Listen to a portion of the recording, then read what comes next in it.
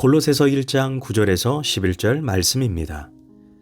이로써 우리도 듣던 날부터 너희를 위하여 기도하기를 그치지 아니하고 구하노니 너희로 하여금 모든 신령한 지혜와 총명에 하나님의 뜻을 아는 것으로 채우게 하시고 주께 합당하게 행하여 범사에 기쁘시게 하고 모든 선한 일에 열매를 맺게 하시며 하나님을 아는 것에 자라게 하시고 그의 영광의 힘을 따라 모든 능력으로 능하게 하시며 기쁨으로 모든 견딤과 오래 참음에 이르게 하시고.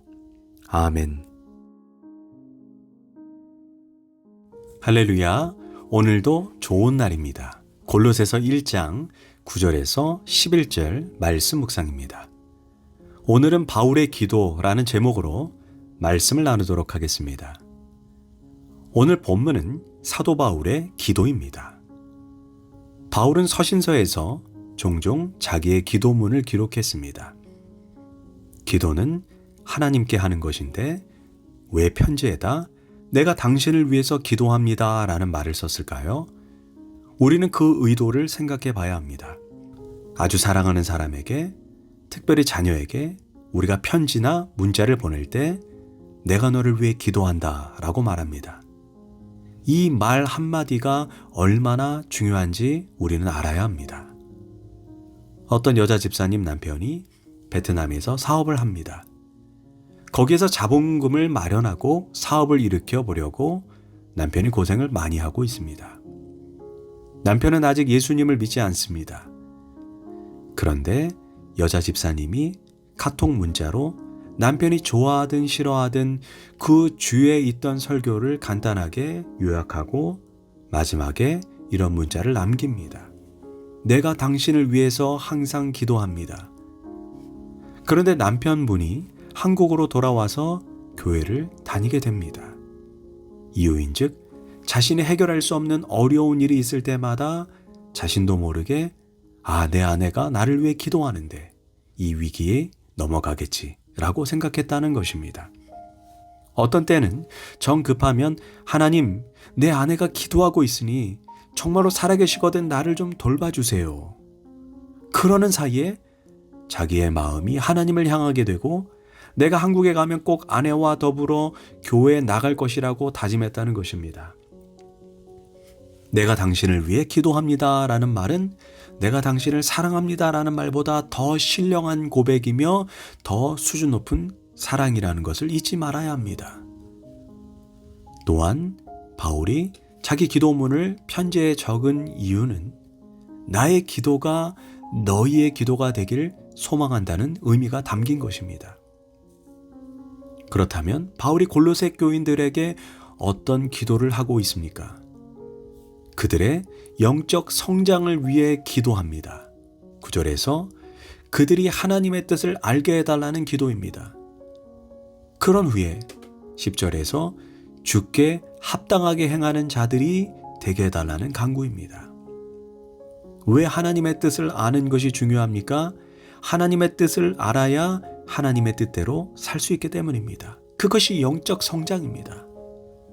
바울의 기도를 한번 살펴보겠습니다. 첫째, 바울의 기도는 하나님의 뜻을 골로새 교회 성도들이 알게 해달라는 간구입니다. 9절입니다. 너희를 위하여 기도하기를 그치지 아니하고 너희로 하여금 모든 신령한 지혜와 총명에 하나님의 뜻을 아는 것으로 채우게 하시고. 우리가 보통 기도라고 하면 대체로 내 뜻을 하나님께 아뢰는 것으로 압니다.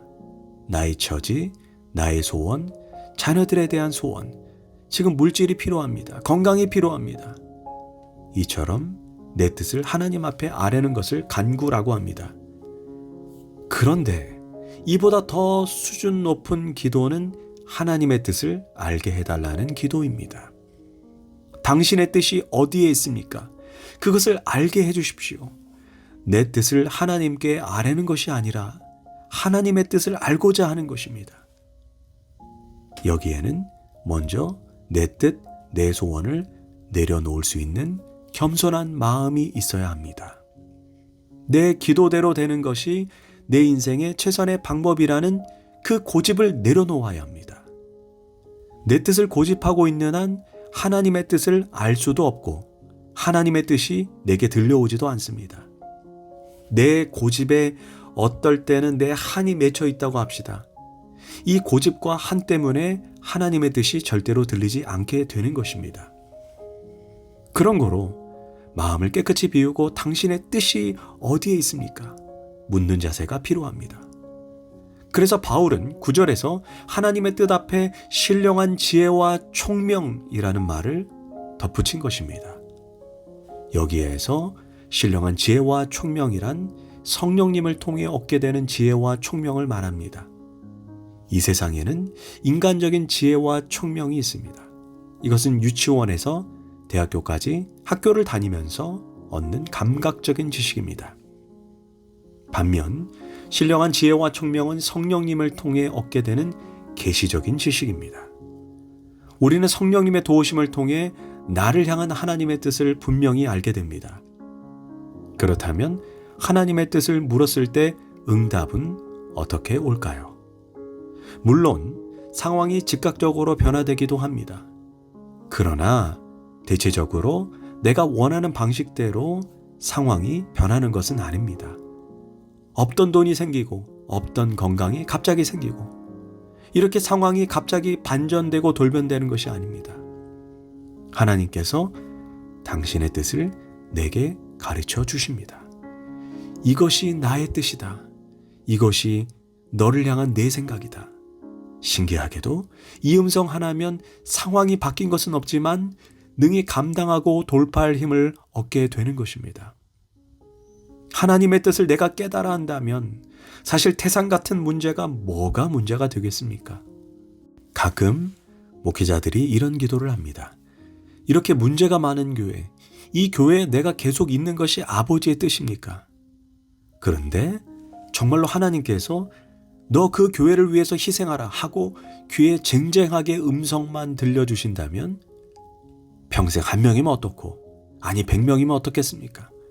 상황이 바뀌는 것이 중요한 게 아니라 하나님의 뜻을 아는 것이 중요합니다. 예수님도 겟세마네 동산에서 3번이나 이 잔을 내게서 지나가게 해달라고 간구했습니다.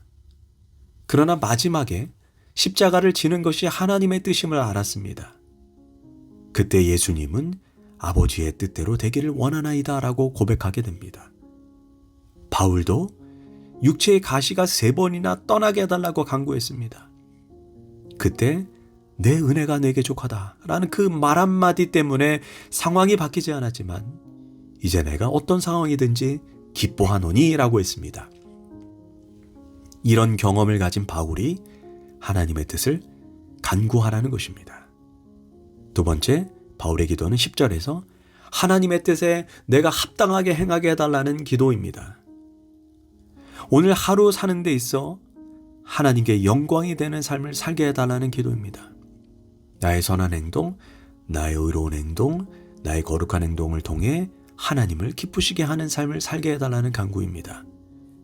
그러기 위해 11절에서 3가지 간구를 하나님께 합니다. 첫째 간구가 그의 영광의 힘을 따라 모든 능력으로 능하게 하시며, 즉 성령님의 힘으로 능하게 해달라는 기도입니다. 성경을 보면 성령이 임할 때 왕이 나라를 잘 다스리고 선지자가 예언하고 군인이 전쟁을 잘하고 기술자가 성막을 아름답게 만들었습니다. 오늘날도 성령은 목회자에게 임해서 설교를 은혜롭게 하고 복음을 능력 있게 전파하게 하며 학생에게 공부를, 직업인에게 일을, 사업가에게는 사업을 잘하도록 도와주십니다. 둘째 간구는 모든 견딤입니다. 셋째 간구는 오래 참음입니다. 둘째 간구인 모든 견딤은 원어로 히포모네로 어려운 환경을 이겨내고 극복하는 인내라는 의미입니다. 셋째 간구인 오래 참음은 마크로 두미안으로 대인관계에서 어려움을 인내한다는 의미입니다. 나를 힘들게 하는 사람, 나를 오해하는 사람, 나를 괴롭게 하는 사람을 참는 것입니다. 지금 당장 처리해버리면 좋겠지만 하나님의 손에 맡기는 것입니다. 우리는 주변 사람들에 대해서 오래오래 참아야 합니다. 그럴 때 결국 좋은 결과를 얻게 되는 것입니다. 우리는 항시 이런 기도를 올려드려야 합니다. 하나님, 오래 참게 해주세요. 끝까지 참게 해주세요. 말없이 참게 해주세요. 그리고 마지막 결과를 볼 수 있게 해주세요.